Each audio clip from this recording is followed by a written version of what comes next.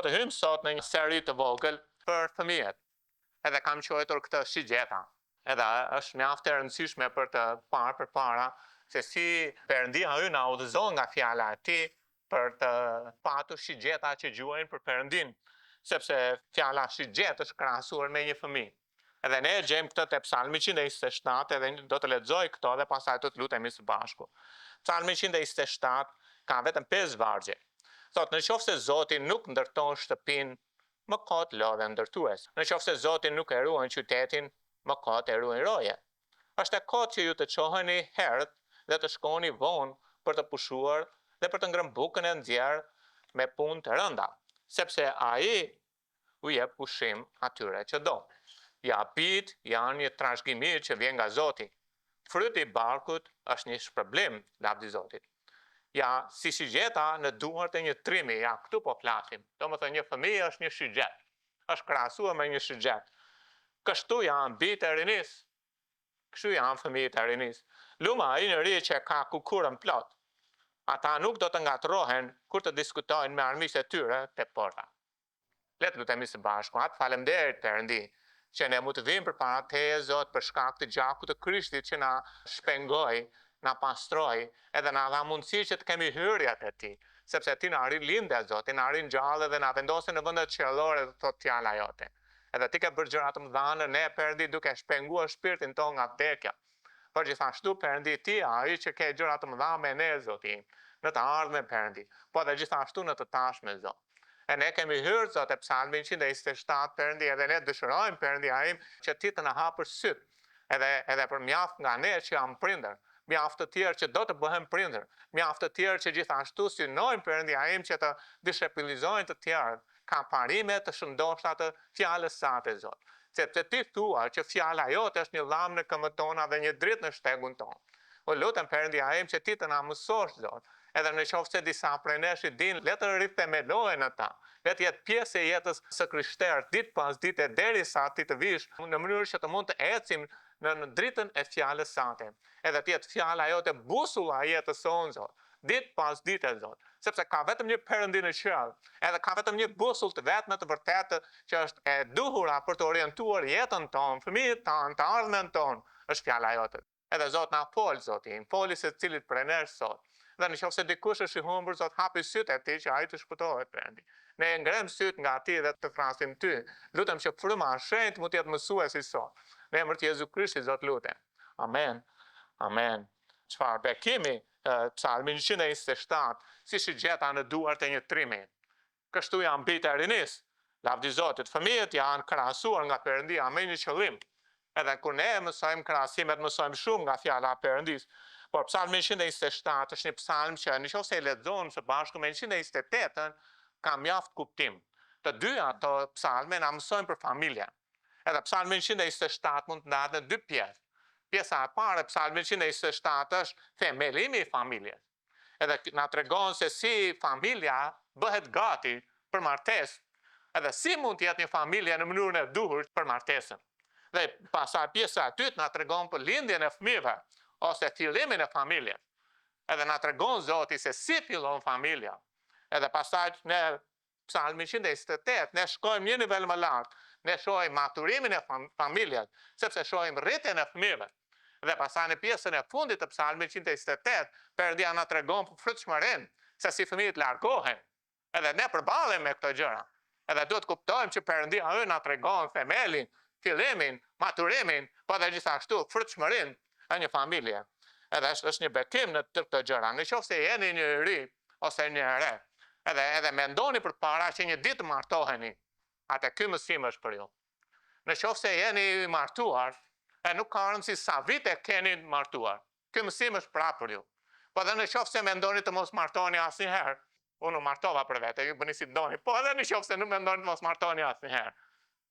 Pra Perëndia ka disa mësime të mira në mënyrë që t'ju mësoj juve, sepse Perëndia na ka lënë misionin e Tij, që se si të rrisni frymërisht ditë që Perëndia do t'ju besoj. Pra është mjaft e mrekullueshme me këtë. Ndan le të merremi me vargun e parë, do të qëndrojmë te vargu i parë sot. Po le të shikojmë vargun e parë, dhe vargu i parë, gjëja e parë, si hyrja do të them, besoj Zotit ndërtimin e shtëpisë suaj. Bani mend Psalmin 127, pjesa e parë është themelimi i shtëpisë. Sepse një shtëpi pa themel nuk ka vlerë. Atë ne, në qoftë se jeni të martuar, rikalibroni jetën tuaj në mënyrë që të mund të jetë familja në mënyrë të shëndetshme. Por Perëndia na tregon, besoj Zotit, ndërtimin e familjes. Pse? Sepse thot, nëse Zoti nuk ndërton shtëpinë, atëherë çfarë do gjëja që bëj unë në familje do të bjerë. Unë do të ngre syt nga ai sepse ai ndërton shtëpinë time. Unë do të ngre syt nga ai sepse ai do të ndërtoj familjen. Edhe kështu duhet të fillojë edhe një çift i ri. Në qoftë se ata duan me të vërtetë të kenë një shtëpi të qëndrueshme, të kenë një familje të shëndetshme, ata do të ngrenë syt nga ai që është ndërtuesi i shtëpisë. Edhe Bibla na tregon, nëse Zoti nuk e ndërton shtëpinë, më kot lodhen, kush janë ndërtuesit? Jam unë, është gruaja ime. Ne përpiqemi të ndërtojmë shtëpinë. Jeni ju, është bashkëshorti juaj. Po nëse Zoti nuk e ndërton, ju lodheni kot.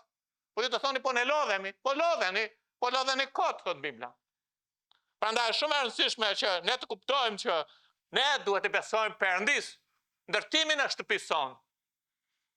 Ju duhet të besoni Perëndis ndërtimin e familjes suaj. Nëse jeni rej, duhet të besoni Perëndis të ardhmen për familjen tuaj. Fjalët e urta 3, vargu 5, kjo do të thotë që ne nuk duhet të besojmë vetes ndërtimin e familjes. Ne duhet të besojmë Perëndis ndërtimin e familjes. Sepse këtë thot vargu. Në qoftë se unë bahem të vetja, kam hedhur poshtë Zotin, nuk ka dy ndërtues, një është ndërtuesi. Atë unë duhet të kuptoj që Perëndia që krijoi familjen, që është arkitekti i familjes, është ndërtuesi i familjes. Dhe unë do të jem besim plot ndaj Perëndis, edhe të besoj Perëndis familjen time, të besoj Perëndis të ardhmen time, të besoj Perëndis fëmijët e mi, të besoj Perëndis neprit e mi. Në qoftë se jeni gjysh e gjithashtu, ky mësim është për ju.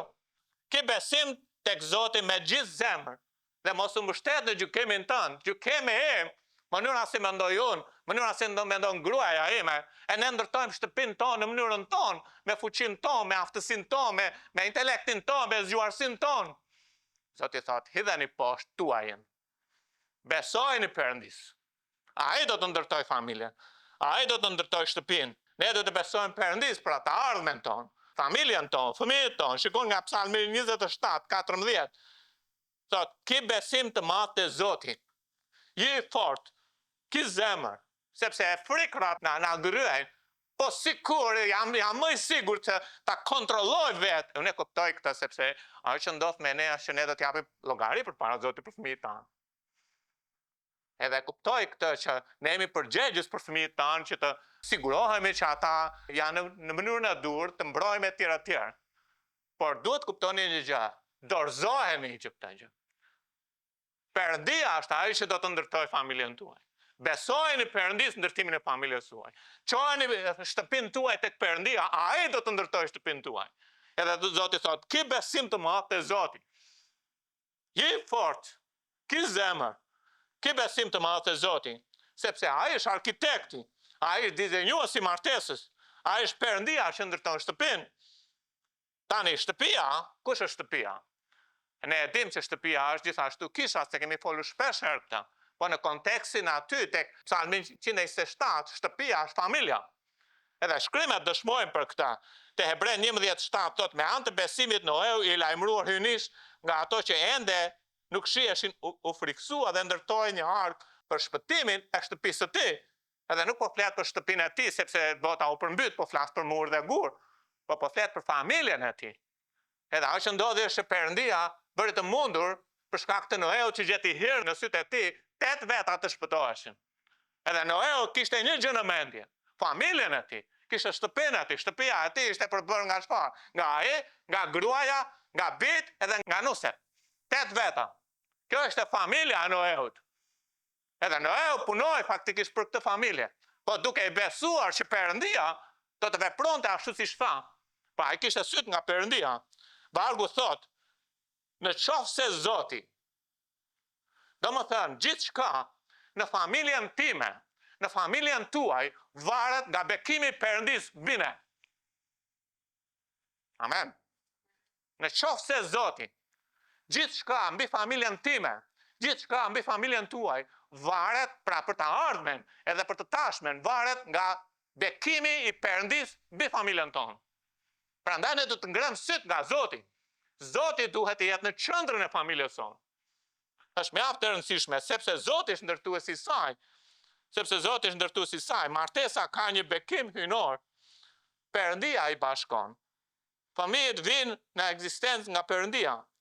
Perëndia është arkitekti dhe ndërtuesi. Vinë rreth Davidin. Davidi ishte njëri sipas zemrës së Perëndisë. Davidi ishte aq i veçantë sa që ai pikturon vetë Perëndin, vetë Zotin tonë Jezu Krisht. Dhe është lloji i Jezu Krishtit. Por gjithashtu është piktura e çdo njeriu të rilindur. Sepse nëse ka një lloj në dhjatën e vjetër që pikturon njeriu e rilindur, që është më e fuqishme, është Davidi. Davidi ishte ai njeri që jetoi me trupin në dhjatën e vjetër, po me zemrën në dhjatën e re. Është njeriu që Perëndia nuk i hoqë kurrë mëshirat e tij, ashtu si Perëndia bën me mua dhe me ju. Është njeriu që Perëndia i dha premtime të sigurta atij, ashtu si Perëndia ju ka dhënë juve dhe mua premtime të sigurta. Edhe Davidi faktikisht kishte diçka në zemër të ndërtonte Zotin një shtëpi. Dhe Bibla na tregon që Perëndia i thot atij te 2 Samueli nga 7, nga 8 deri në 14, Perëndia shkon përmes profetit Nathan, edhe i thot Davidi, ti do më ndërtosh mua një shtëpi? Unë do të ndërtoj ty një shtëpi. Edhe po flet për familjen. Edhe ajo që ndodhi është të Perëndia i premtoi Davidit që ai do të ndërtonte shtëpinë e Davidit. Edhe brez pas brezi do të kujdesej. Edhe bitë e tij do të ishin në mbikëqyrjen e Perëndisë. Dhe Perëndia do të korrigjonte ata si një atë, po nuk do të heqte mëshirën nga ata. Edhe po fliste për diçka të largët. A dini, jo nuk mund të jeni këtu, kur nepërit tuaj, nepërit e nepërve tuaj, do të jeni këtë tokë. Nuk jeni, asu nuk jam. Po nëse unë i besoj Perëndisë, Perëndia do të ndërtoj familjen tuaj, do të ndërtoj familjen time nëse unë i besoj tuaj, nëse ju i besoni Zotit. A mund të shihni pas 10 vjetësh, pas 100 vjetësh, pas 500 vjetësh, pas 1000 vjetësh? Zoti ndërton shtëpinë. Zoti ndërton shtëpinë. Ne duhet të jemi besim plot tek Perëndia ynë. Edhe Perëndia i dha një premtim Davidit, dhe Perëndia mbajti atë. Dhe Perëndia na thotë që nëse Zoti, domethënë nëse ju nuk ja jepni familjen Zotit, atë po e ndërtoni vetë. Por nëse ju besoni që Perëndia është ndërtuesi i familjes, dhe ja besoni familjen Zotit, atë Perëndia do të siguroj brez pas brezi. E dini çfarë? Davidi nuk u kujdes për tempullin, për shtëpinë e Solomonit. Që të Solomonit kishte një shtëpi.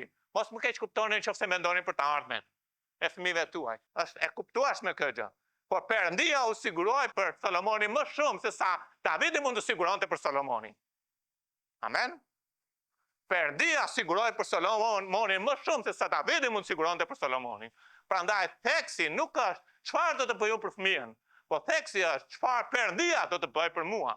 Dhe nëse Perëndia do të bëj për mua, atëherë do të bëj kur unë ja besoj Perëndis familjen time. Kur ju ja besoni Perëndis fëmijët tuaj.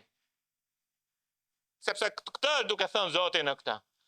Ju nuk mund të ndërtoni shtëpinë pa Krishtin në qendrën e familjes. Dhe pa i besuar Perëndis. Dhe që të besoni Perëndis, do të hiqni veten. Do të besoni Perëndis të ardhmen tuaj. Do të besoni Perëndis të ardhmen e familjes. Heqeni Krishtin nga jeta familjare dhe keni hequr ndërtuesi.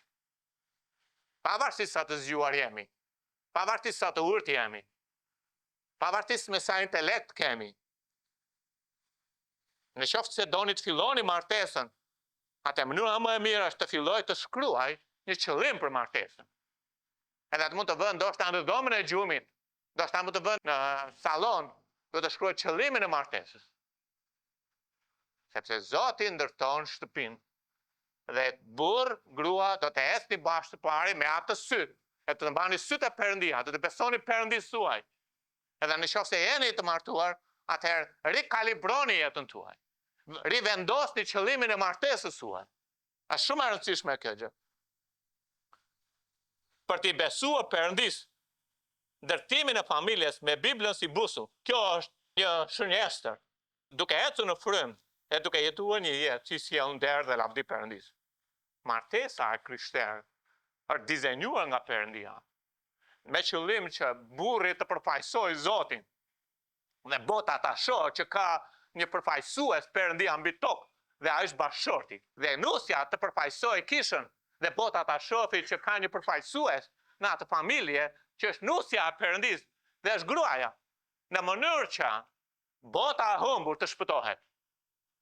Kur familja pasqyron Perëndin mbi tokë, ajo që ndodh është bota shet dritë. Edhe njerëzit vinë te Krishti. Prandaj do t'i krijoj familjen. Është më madhe se sa familja ime, shtëpia ime, fëmijët e mi etj. Shkon për te asaj që ne mendojmë. Dhe e dyta, sepse nuk duam të lodhemi kot. Të thot vargu. Domethënë Zoti ndërton shtëpinë dhe tjetra është në qoftë se nuk duam të lodhemi kot, atë le ta përmbushim pjesën e parë. Është mjaft e rëndësishme këtë. Si mund të përmbush pjesën e parë duke mos u varur tek vetja? Është pak paradoks, por gjithashtu pak e vështirë sepse fryma si frynë në botë është ndryshe me mënyrën si Perëndia na mëson. Po lumë njeriu që beson Zotit. Ai do të shohë dorën e Perëndisë që vepron në jetën e tij. Po ka diçka dhe për këtë do të flas sot. Ka diçka që ju mund të bëni që nuk shkon kot. Ka diçka që çdo prind mund të bëjë që nuk do të shkojë kot. Që është në harmoni me Perëndin. Ka diçka që çdo njeri që ka një dishepul që duhet të bëjë dhe nuk do të shkojë kot. Ka diçka që çdo gjysh mund të bëjë për nipin e vet, besën e vet dhe nuk do të shkojë kot. A dhe cila është ajo? Ajo që është më e fuqishme se çdo gjë tjetër është lutja. Është lutja. Mund të gjeni veten, por çdo prind në një moment të caktuar, kur i ka fëmijë të vegjël dhe duke i rritur, e gjen veten që del me ta për një periudhë kohe ose shkojnë diku. Kështu ka ndodhur me një baba, doli një herë rrugës, mori fëmijën e vet, edhe çoi lart diku në një mal. Edhe filloi të tregonte për gjërat e jetës. Filloi të tregonte për rreziqet e jetës. Filloi të tregonte për gjëra të ndryshme. Madje shkoi deri buz një graminë dhe tha, "Bir, tu të kesh kujdes sepse këtu mund të rrshas këmba dhe humb jetën." Është e fëmijë. Edhe dëgjonte nga ati gjërat që ati po e këshillonte atë. Dhe gjitha këto gjëra janë të drejta. Ne mund të mësojmë fëmijëve tanë si të ruhen nga mëkati. Si të mos bie në graminën e mëkatit. Si të jenë të kujdesshëm për të ndërtuar jetën. Ne mund të investojmë tek fëmijët tanë nga ana frymërore. Dhe gjitha këto janë shumë të mira. Por dëgjoni, aftësia ime mësimdhënëse ndaj fëmijëve dhe aftësia juaj gjithashtu, arsimimi i tyre laik apo teologjik, shpjegimi parimeve të ndryshme të jetës, nuk është aq e fuqishme sa të luteni për fëmijën tuaj. Sepse ju e dini që Zoti e ndërton, atëherë ju ndërhyni tek ndërtuesi, që ndërtuesi të ndërtojë shtëpinë në mënyrën e duhur. Ai e di si ta ndërtoj, po ju ndërhyni tek ai. Lutja është burimi më i fuqishëm që kemi në dorë për të ndikuar në jetën e fëmijëve tanë. Ju të thoni e dim, lavdi Zotit që e dim. Po le të jetë një themel sot, edhe një rikalibrim gjithashtu. Prindërimi është lutja. Çdo prind, çdo gjysh, çdo gjyshe, çdo nën ose baba mund të lutet dhe duhet të lutet. Ka një gjë që mund të bëj për të ndihmuar mbesën time. Ka një gjë që mund të bëj për të ndihmuar fëmijën tim. Ka një gjë që mund të bëj për të bërë për fëmijën tim, ta çoj fëmijën tim përpara Atit tim qiellor, sepse kur lutemi, Perëndia vepron në jetën e fëmijëve. Fëmijët tanë mund të përçmojnë, ndoshta kur janë të vegjël, deri në 5 vjeç të thyen kokën ose u thyen dhe pastaj janë çik më mirë derisa vinë adoleshent dhe pastaj kur bëjnë adoleshent bëjnë më kokfort. Por fëmijët tanë mund të përçmojnë apelet tona. Bir, kujdes këtu. Bi, kujdes këtu. Mund të refuzojnë mesazhin ton. Mund të kundërshtojnë argumentet tona. Edhe në adoleshencë, ata mendojnë që janë shumë të zgjuar. Madje edhe të na përçmojnë neve si persona. Por ata janë të pafuqishëm kundër lutjeve tona. Nëse je një fëmijë këtu ta të them diçka. Kur nuk mund të kuptosh se sa shumë të do nëna dhe babai ty. Aq shumë sa të jesh në vendin e prindërve të tu. derisa të bësh vetë me fëmijë. Por ata janë gati të japin jetën për ty. Jo janë gati, po e japin. Kur nuk mund të kuptosh se sa shumë të duan prindrit e tu. Kur? Prandaj lavdi Zotit, për shembull, për ne që jemi të rritur ende kemi nënat tona dhe vazhdojnë të kujdesen për ne sikur ishim të vegjël. Faleminderit për këtë. Edhe pse ndonjëherë na duket e tepër, ta dini, jemi mirënjohës. Jemi mirënjohës. Por nëse je adoleshent, e nëse je fëmijë, mos e harro kurrë këtë. Ata të duan si askush tjetër në këtë planet. Dhe do të duan gjithmonë. Mbajeni mend këtë. Por mbase, për ne si prindër, këshillimi ynë nuk po jep efektin e dur. Ju ka ndodhur ndonjëherë? Mbase, ju këshilloni ata janë kokfort. Mbase, nuk dini se si ta mësoni në një situatë të saktuar. Mbase edhe për gjatë e shkollës, gjeometria, po në një problem me një shoqe, me një shok, mbase nuk dini shumë gjëra. Mbase. Por ka një gjë që çdo prind mund të bëjë në çdo situatë dhe sidomos në këtë situata. Është që të lutet për fëmijën e vet. Mund të mësoni të jeni një luftëtar i mirë i lutjes. Ka shumë gjëra që mund të bëni gabim si prind. Sepse nuk kemi të përsosur. Por ka një gjë që nuk duhet të gabojmë. Është të mos lëm se të shuari fëmijën tonë për para Perëndis në lutje. Nuk duhet ta bëjmë këtë. Gabim po flas. Lutja, lutuni për fëmijën tuaj. Mund të mos jeni prind i përsosur, por mund të jeni një prind që lutet. Ishte një herë një burr i krishterë, tani është i moshuar. Ai tregon si u rrit. Edhe tha, prindit e mi tha, kanë qenë të kujdesshëm që të më mësonin atë që është drejt. Po unë tha kam qenë kokfort. Kam qenë rebel. Edhe doja të bëja të kundërtën e asaj që prindit e mi donin. Isha aq i tiposur për të bërë të kundërtën. Prindit më thoshin ktheu shkoja andej. Dhe nëna u lodh shumë me mua. Edhe pastaj tha, nëse nuk dëgjon, te vendi. Edhe tha, dia çfarë më priste te vendi. E te vendi kishte një vend tha që më rrifni këtu tha dhe më bëni të gjak këto.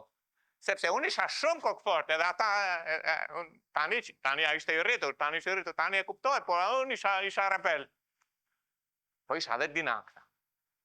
A çfarë do që të më bëjmë nëna mua, unë nuk do bindem. Edhe çfarë bëra tha? Vesha një 6 të bathura, tha sepse di ata që këtu ishte vendi që ashtu tha, do më rrifni edhe çfarë. Edhe ri ata edhe e bame nuk ndi asnjë. Edhe fitova tha me prindit tha. Po një ditë tha, po ecja në shtëpi dhe ishte dera e dhomës së gjumit të prindërve hapur, gjysmë hapur, e dëgjoj zërin e mamas. Edhe shkoj dhe futem brenda edhe qeta çfarë po bën dhe mama e po lutej. Edhe ato fjalët e lutjes sa më ra tha bam në zemër. Ajo po lutej duke i kujtuar premtimet që i kishte dhënë Perëndis që kur isha fëmijë. Ajo po thoshte Zot kur ai lindi ne ta dedikuam ty. Të lutem puno në zemrën e tij. Ndryshoje atë. Puno në temperamentin e tij, në karakterin e tij.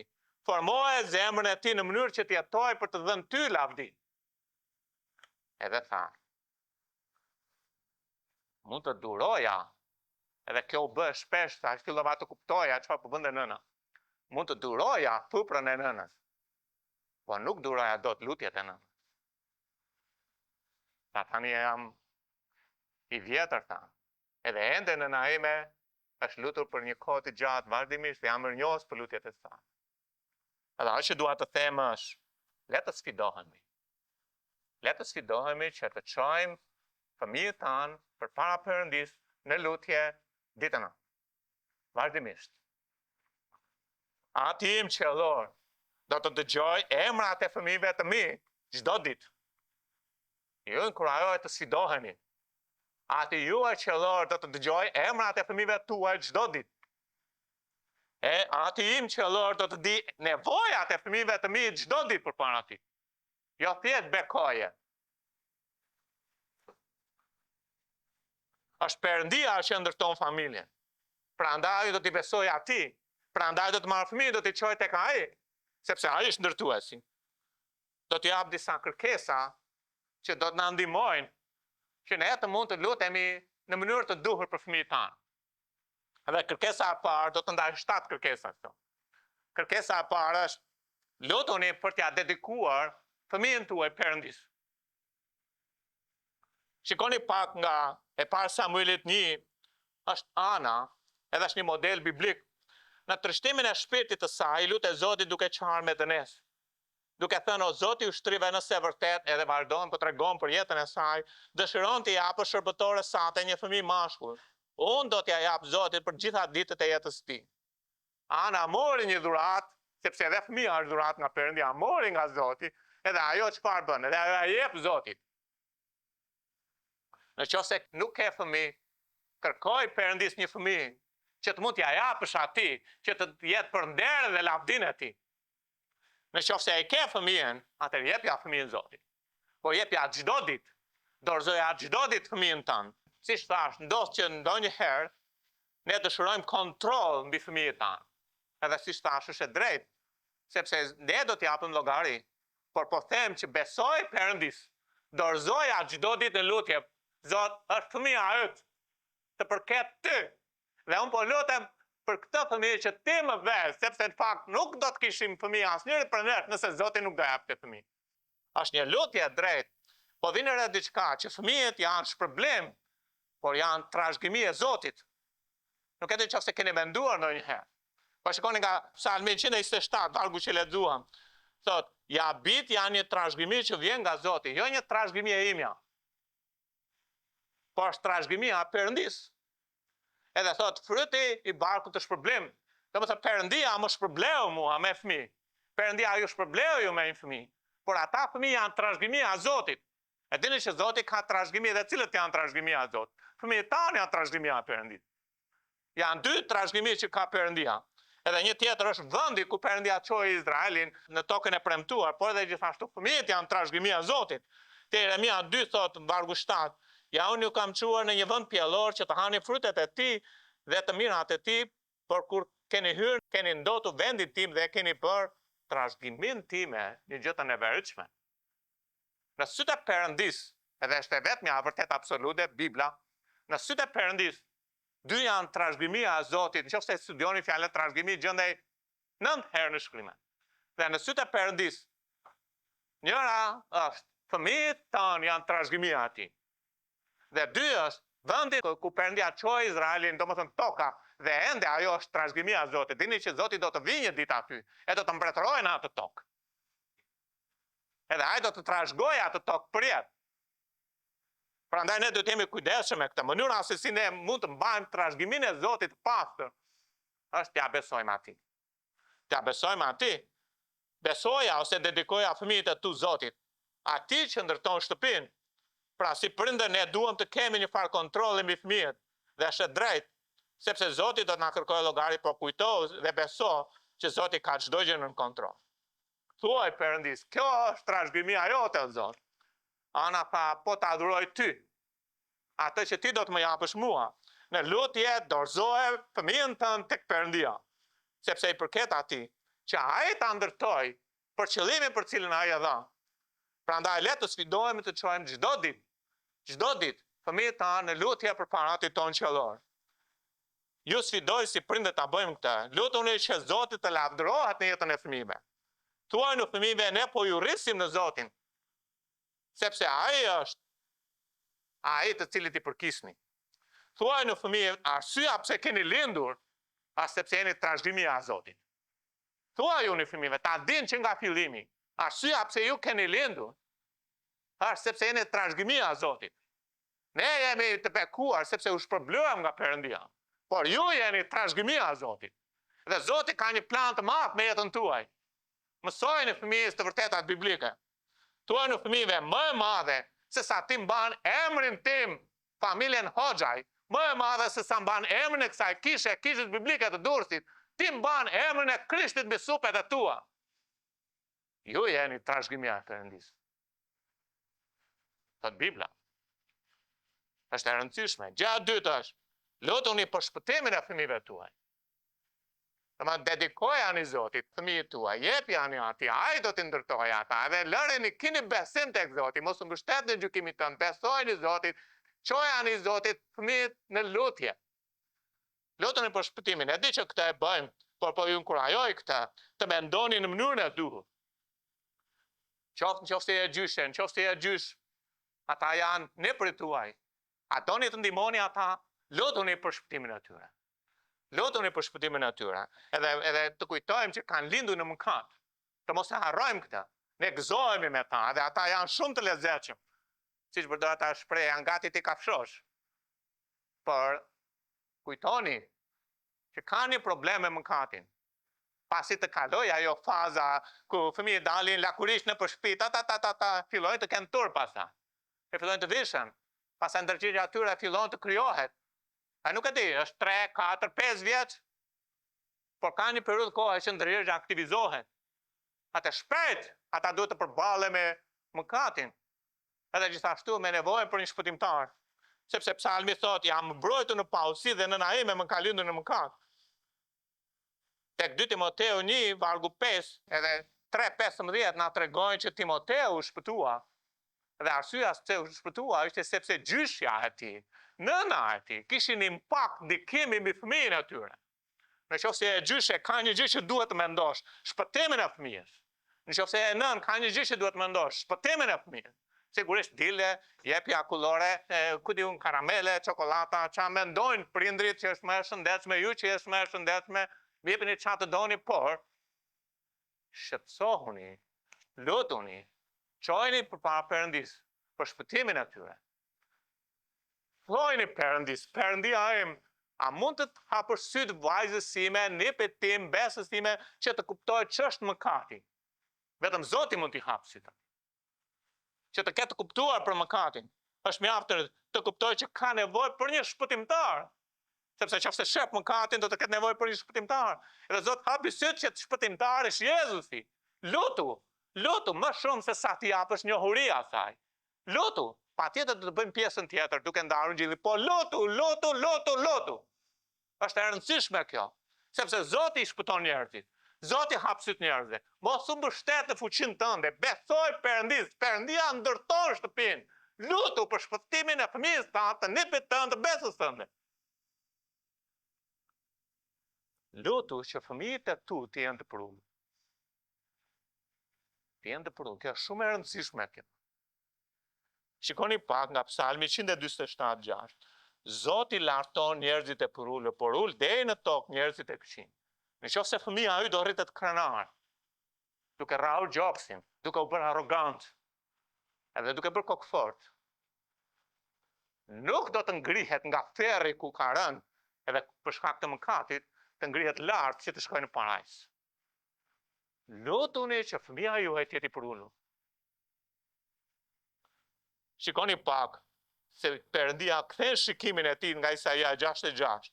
Mbi kë pra do të kthej shikimin tim?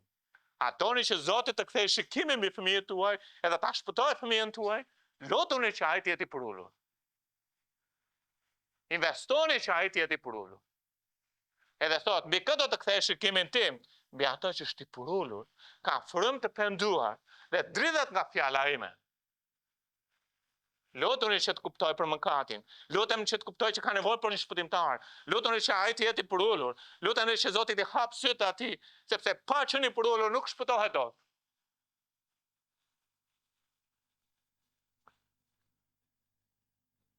Pali u lut për një komb te romakët vjet.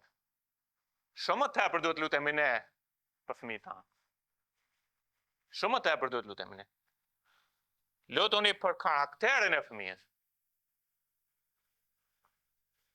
Edhe po flasim për personalitetin e tij, për një karakter të perëndishëm. Edhe më shumë se sa nota e shkollës, më shumë se sa a doli pari në vrapim, apo në një palestër, apo në një lojë, apo në diçka, më shumë se tërë këto gjëra, më shumë duhet na shqetësoj, preokupoj karakteri të fëmijëve tanë. Sepse karakteri të jep një jetë. Edhe lutuni për karakterin, kujtoni që fëmia të mos gënjej, të mos jetë me 2 standarde, të mos jetë me 2 fytyra. Lutuni për karakterin e tij, Perëndia të punojë në karakterin e tij. E të jap një karakter të drejtë. Është një botë e egër për jashtë. Është një botë e vështirë jashtë. Inkurajoni fëmijët tuaj që të mos bëjnë ndjekin modele negative. Po kur bëjnë modelet pozitive, jepeni zemër, jepeni kurajo, jepeni forcë. Lutuni që të kalojnë dallg në jetë. E di që ndonjëherë ne mbrojmë ata edhe themi kujdes këtu, kujdes këtu, kujdes këtu. Dhe sigurisht nuk do të hedhim në gropën e ujshërve. Po lutuni të kalojnë dallg, sepse asnjë marinar nuk mund të bëhet marinar i mirë, nëse ania është gjithmonë vetëm në det të qetë. Ai do të kaloj sfida, ai do të kaloj vështirësi. Fëmia im, fëmia juaj. Lutuni për këto. Dhe lutuni që Zoti të kalis karakterin e tij në ato sfida, në ato vështirësi. Ndonjëherë do të durojmë. Do të durojmë të qarat e fëmijëve dhe të mos shkojmë atje. Do të durojmë vuajtjet e fëmijëve dhe të mos themi një fjalë, sepse ne jemi të pjekur, shohim larg, e dim që ka diçka që Zoti po punon në ta. Ka kora që Perëndia do të sjellë në jetën e fëmijëve, ju duhet t'i shikoni ato, sepse ju po i luteni Perëndis, edhe të jeni të duruar që Perëndia të bëjë punën e tij me fëmijët tuaj. Do të ketë kora që do të zhvillojnë sinqeritetin, do të ketë kohë që do të zhvillojnë të jenë të ndershëm, do të ketë kohë që do të bien ato mësojnë që nuk duhet të bie, po do të ngrihen me të jetë me Zotin. Ne duhet t'i durojmë dhe t'i mbështesim ata. Lutuni që të kemë vullnet të dorëzuar. E dini që njerëzit kanë tendencë të duhet të bëhet imi, edhe fëmia, është shumë kokshor. Që kur ai bëhet i vetëdijshëm, e dua, nëma, edhe të çmendim me këtë. Sepse kërkojnë vullnetin e tyre. Po lutuni që Perëndia të punojë në vullnetin e tij. Edhe ashtu si biri i Perëndis kur ishte në tokë, tha jo vullneti im, po yt ju bë. Lutuni që Perëndia të dorëzojë vullnetin e tij dhe vullneti i Perëndis të bëhet në ta. Po lutuni për vullnetin e tij. Kjo është ajo që është. Disa kanë vullnet kokfort, disa kanë vullnet të keq. Lutuni që Perëndia të punojë. Prandaj thash, nëse ka një gjë që mund të bëjmë si prindër, mund të dështojmë në shumë gjëra, po jo në lutje. Po jo thjesht lot Zot bekoje fëmijën tim. Po do të jemi qartë çfarë kërkojnë nga Perëndia. Lutuni që Perëndia të punojë, edhe si të punojë, të japë frikën ndaj emrit të tij. Sepse shikoni pak, frika e Zotit të çon në jetë. Kush e do të mbetet i ngopur dhe nuk do të preket nga asgjë keqe. Thuaj Zot, hapi syt fëmijës të shohë ty sa i shenjtë dhe i lavdishëm je, edhe të ketë atë personalitet, atë karakter që të druhet emrit tënd. Sepse frika e Zotit ta ruaj të mos e bëj të keqe. Lutuni që Zoti të punojë në vullnetin e tij. Nëse fëmia i dorëzohet Zotit, atëherë Perëndia merr drejtimin e fëmijës. Është mjaft e rëndësishme në këtë. Pra lutuni për të dorëzuar Perëndis fëmijën tuaj së dedikuar për shpëtimin e tij, ai të kuptojë të keqen, ai të kuptojë realitetin ku është, ai të kuptojë që ka nevojë për një shpëtimtar, ai të kuptojë, mos u nxitoni, lutuni. Zoti që ndërton shtëpinë tuaj do ta sjellë fëmijën tuaj në pikën e duhur. Lutuni për karakterin e tyre. Shqetësoni për karakterin e tyre. Më shumë se sa A, B, C, D. Dhe tjetra, lutuni për shoqërinë e tyre. Fëmijët tanë rrethohen nga shoqëri. Shoqëri këtu në kish, shoqëri në shkollë, shoqëri nëse shkojnë në palestër, ku shkojnë, nëse shkojnë në një kurs, vallëzimi, çfarë bëjnë. Lutuni për miqtë e tyre dhe lutuni së pari që Krishti të jetë miku i tyre. Sepse një ditë ju nuk do të jeni, as unë nuk do të jem. Por unë kam lënë fëmijën tim me një mik që është më shumë se çdo mik. E kam lënë fëmijën tim që të ketë bashkëpunëtar në jetë me atë që është i denj dhe që e mbron dhe që kujdeset dhe është Jezu Krishti. Ata lutoni që fëmia të ketë mik, shok, Zotin tonë Jezu Krisht. Te Fjalët e Urta 18:24 thotë, njeriu që ka shumë miq duhet gjithashtu të tregohet mik, por është një mik që është më i lidhur se një vëlla. Më i lidhur se një motër, më i lidhur se një vëlla, është Jezu Krishti. Prandaj thuhet shmik na është Jezu Krisht. Në çdo rast ai na mbron. Ç'privilegj të shpijem Zotin, çdo zemrën na lëndon. A mund të shikoni fëmijën tuaj që ecën me Jezusin? Aq pajtim shumë herë largojmë, aq mundime heqim kot. Edhe fëmijët do të kalojmë mjaft mundime, mjaft sfida. Por ata do t'ja bëjnë të njohur Zotin. Vetëm se si ja bëjmë të njohur me të lutur të Madhit Zot. Kemi ngasje dhe mundime. Jemi mbushur me hidhrim. A mund të shikoni fëmijën tuaj që e këndon këtë këngë, sepse ju jeni lutur që ai Jezusi të jetë miku i tyre. Edhe ata të pranojnë Jezusin mikun e tyre. Le t'ja bëjmë të njohur Zotit. Na adhurona ai pa shtim. Jezusi mund t'ja paqe fëmijëve tuaj, sepse ai është paqe. S'mund të gjejmë mik të tillë, tjetër mik si Zotin Krisht. Ja pra zemrën, hap tregoj, ç'të mundon ti kotësisht. Edhe kur fëmia ti e i rënd i ngarkuar, ti e i rënd e i ngarkuar, edhe barë nuk më ndot. Do një mund të thotë, o barë nuk më kupton dot, po ka njërë që më kupton, është Jezusi. Mësoj fëmijës tënë të ketë miqësi me Jezusin, lutu për fëmijën tënë, që Jezus të jetë miku i tij. Që shok të kenë miq dhe shok që do t'u japin plagë fëmijëve tuaj. Jo do t'u rrahin, do të fërkojnë kurrizi fëmijëve tuaj. E di që jetojmë në një botë që vetëm lajka bëjnë. Po lutuni që Perëndia të sjellte fëmijët tuaj ata lloj shoqësh, ata lloj miq që japin plagë. Japin plagë në kuptimin që janë të vërtetë, që ta thonë të vërtetën. Që janë miq besnik të rilindur, miq që të duan në çdo kohë, miq që nuk duan për interesin e tyre, po të thonë të vërtetën. Te fjalët e urta 27:6 thot, besnikë janë plagët e një shoku. Dhe të rreme të puthura të një armiku.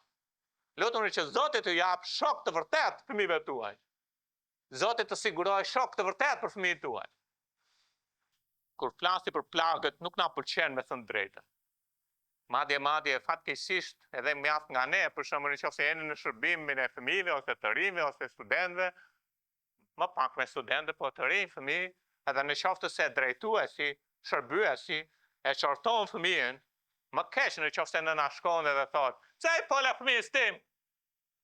Nuk po them që të marrë rolin e prindit. Por ndryshoni mendim motra dhe vëllezër.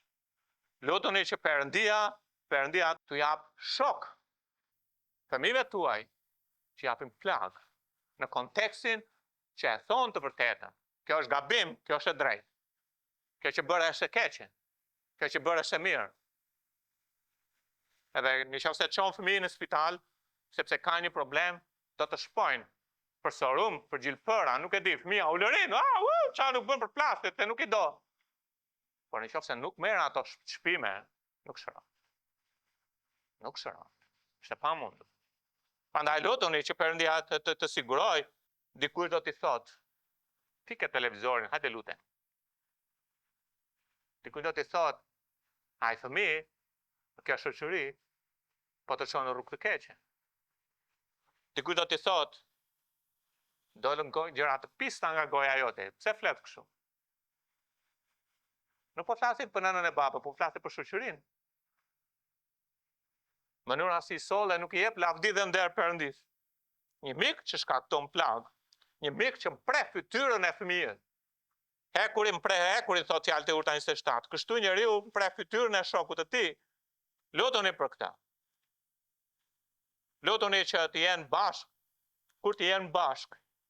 Edhe lutuni dhe për shoqërinë e bashkëtuar, kur të jenë bashkë, Zoti t'u jap mbrojtje, të mos shohin pislaqe, të mos merren me pislaqe.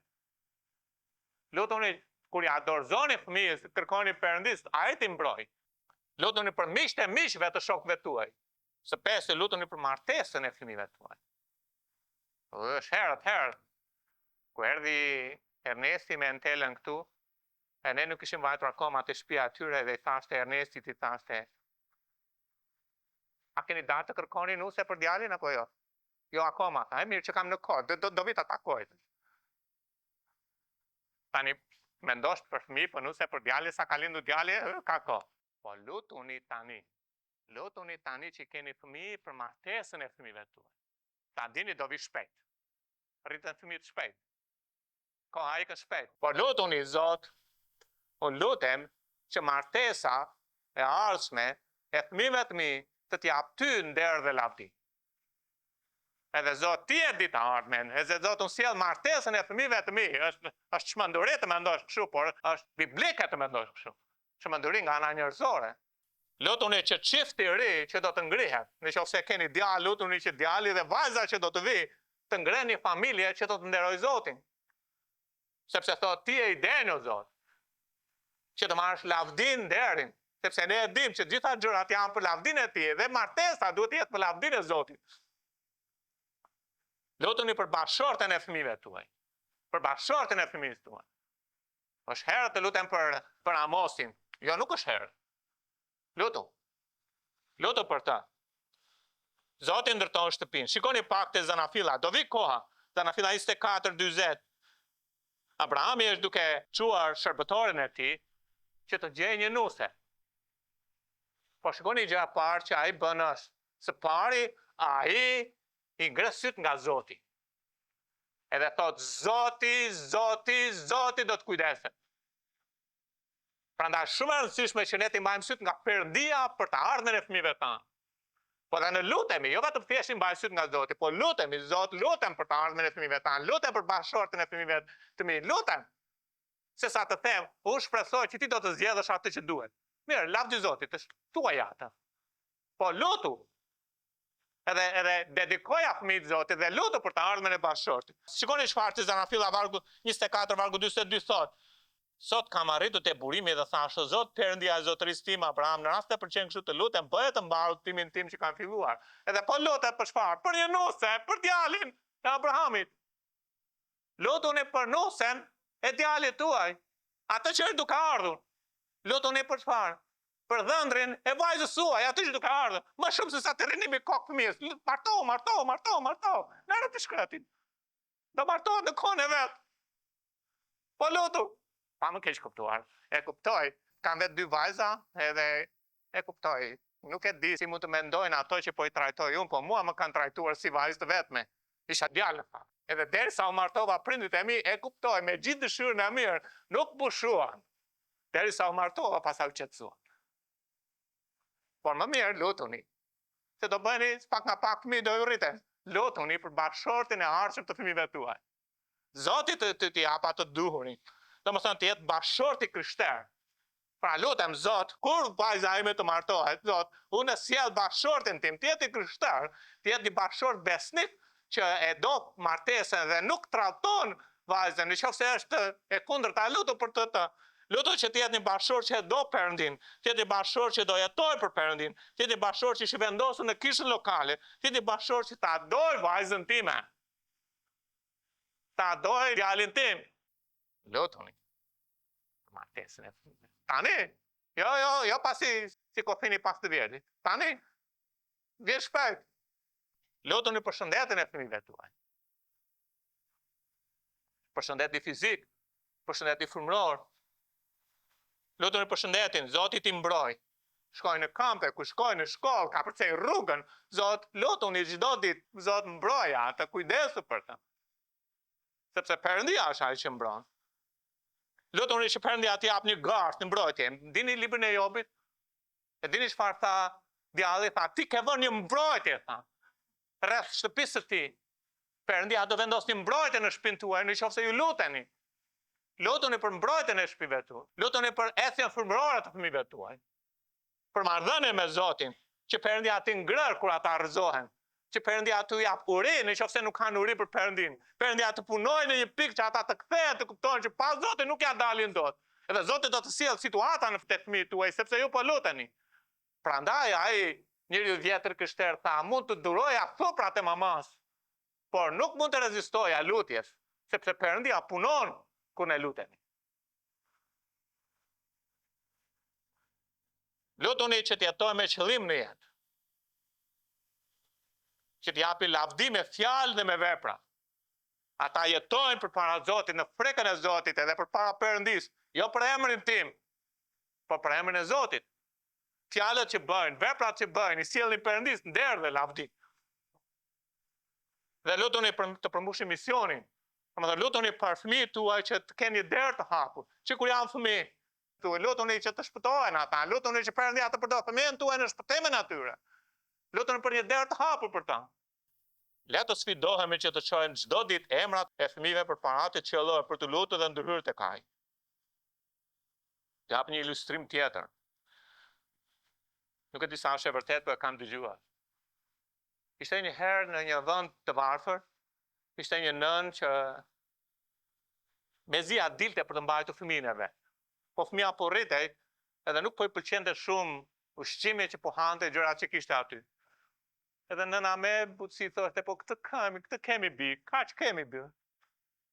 Edhe një ditë djali kthehet edhe gjen supën me oriz përpara. Edhe thot, prap oriz? Edhe sa të thoshte nëna, këtë kemi, ai filloi të përdiste, tha, do ike nga shtëpia. Edhe iku. E ndërkohë që iku, ai shkoi në një qytet, por edhe aty ishte jetë e vështirë. E nëna merrte në telefon, thoshte, çdo ditë pirë si e? Ma, mirë, jam i zënë. E mbylte. Çdo ditë, ai nevrikosej. Dhe një ditë, telefoni nuk kam. Çuditërisht atë ditë ai priste. Që të binte, po zila nuk është. E kaloi dita e parë, dita e dytë, po ishte shumë kokë fort. Që ta merrte të pyeste si e. E kaloi një muaj. Edhe heshti. I ofrua një punë që të siguronte para të shpejta. Edhe ishte që do bënte një tregti, do transportonte, domethënë drogë nga një vend në një vend tjetër. Edhe të nesërmen do ta bënte atë punë. Paprit të bie telefon, edhe shikon emrin nënës. Edhe alo, edhe dëgjon nënën. Birë, mos e merr atë punë. Edhe ai, duke luftuar me vete, nuk e përgjigj, po mbyll. E la punën nuk shkon. Ju pind zëri të nënës. Edhe jo vetëm aq, po u kthye në fshat të takonte nënën. Ndërkohë që kthehet në fshat të takonte nënën, ai takon fshatarët dhe thon, nëna ka vdekur. Thot, ku piq, po pola dje me ta. Ka vdekur një muaj përpara. Ditën që nuk e mori më në telefon. Edhe ai shkon në shtëpi, edhe shef te krevati, shef vendin, shtëpia me palët, në ato kohët e vjetra, ishte. Sepse ende sot, edhe pse jemi në ditë moderne, 1/3 e botës jeton shumë varfër. Edhe ishin gjunjët, vendi i gjunjëve ku ulej nëna që lutej. Edhe lexon atje një listë kërkesa që nëna lutej. Edhe emri i tij ishte aty.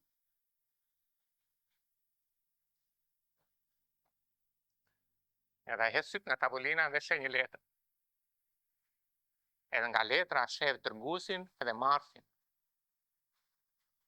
Edhe nga emri i dërguesit sheh nënën, emrin e nënës së tij, nga emri i marrësit ishte Perëndis. Edhe hapa atë letër. Edhe kur e hapa atë letrën, ai lexon, edhe mbante datën. Data ishte ditën që nëna vdiq. Edhe thot, Zot, nuk do të kem më mundësi të sjell fëmijën tim përpara teje. Por ti e mbrojtësi i fëmijës. Unë do ta besoj ty. Të lutem ruaj atë.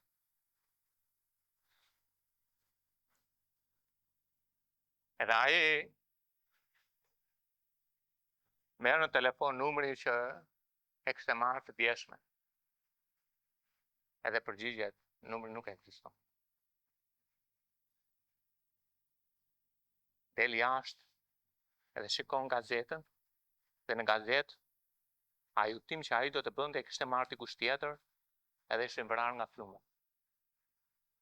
Para nëse do të merrte atë, do të kishte vdekur.